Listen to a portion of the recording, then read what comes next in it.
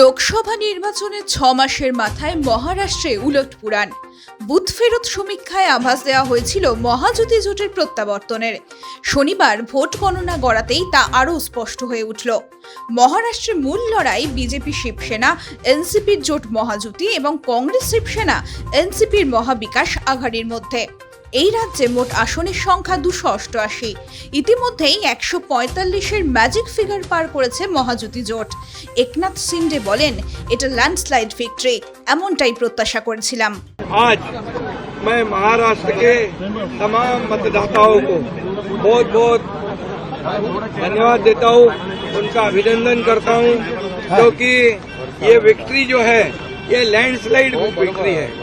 ये मैंने कहा था कि महायुति को थम्पिंग मेजोरिटी मिलेगी, और इसीलिए मैं तमाम मतदाता जो है, मेरी लाडली बहनाओं को मैं धन्यवाद देता हूँ, लाडले किसानों को मैं धन्यवाद देता हूँ, और लाडले हमारे भाई हैं, लाडले सीनियर सिटीजन हैं, सभी वर्ग जो है, सभी वर्ग को मैं धन्यवाद देता हूँ।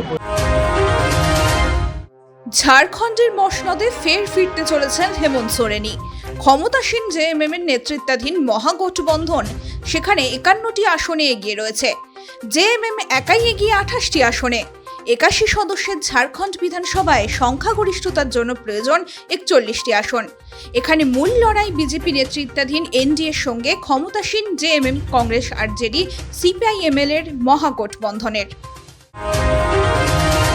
ওয়েনাডের উর্বর জমিতে প্রথমবার নির্বাচনী ভাগ্য পরীক্ষায় নেমে প্রত্যাশিতভাবেই জয় পেলেন প্রিয়াঙ্কা গান্ধী। 3 দশকেরও বেশি সময় রাজনীতির আঙিনায় প্রত্যক্ষ বা পরোক্ষভাবে জড়িয়ে থাকলেও এই প্রথম রাজনীতির ময়দানে জয়ের স্বাদ পেলেন সোনিয়া কন্যা। 4 লাখেরও বেশি ভোটে জয় পেয়ে তিনি প্রথমবার সংসদ সদস্য হতে চলেছেন।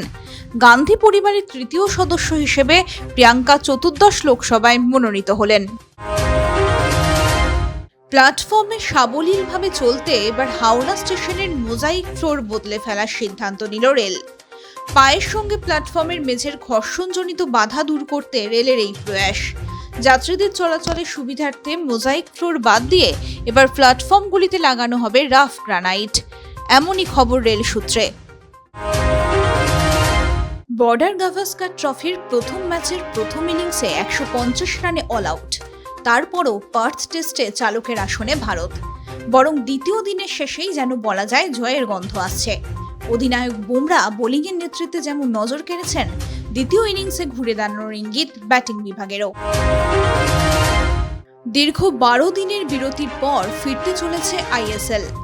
শনিবাসরীয় সন্ধ্যায় যুব ভারতী ক্রীড়াঙ্গনে মোহনবাগান এসজির মুখোমুখি হতে চলেছে খালেদ জামিলের জামশেদপুর এফসি। ইস্পাত নগরীর দলের ডাগ আউটে হেড কোচ খালিদের জায়গায় থাকবেন প্রাক্তন ভারতীয় ফুটবলার স্টিফেন ডায়াস। শেষ 2 ম্যাচে বড় ব্যবধানে হেরে মানসিকভাবে বিধ্বস্ত জামশেদপুরের ফুটবলাররা। অন্যদিকে শেষ ম্যাচ ওড়িশার বিরুদ্ধে ড্র করেছিল মোহনবাগান। স্বভাবতই শনিবারের ম্যাচে এগিয়ে থেকেই নামবেন মানবীর ক্রিস্টানরা। আজকের ম্যাচে গ্রেগ স্টুয়ার্টকে না পেলেও চিন্তিত নন বাগান কোচ মলিনা, কারণ তার হাতে গ্রেগের বিকল্প রয়েছে। দল তৈরি পুরো 3 পয়েন্টের জন্য।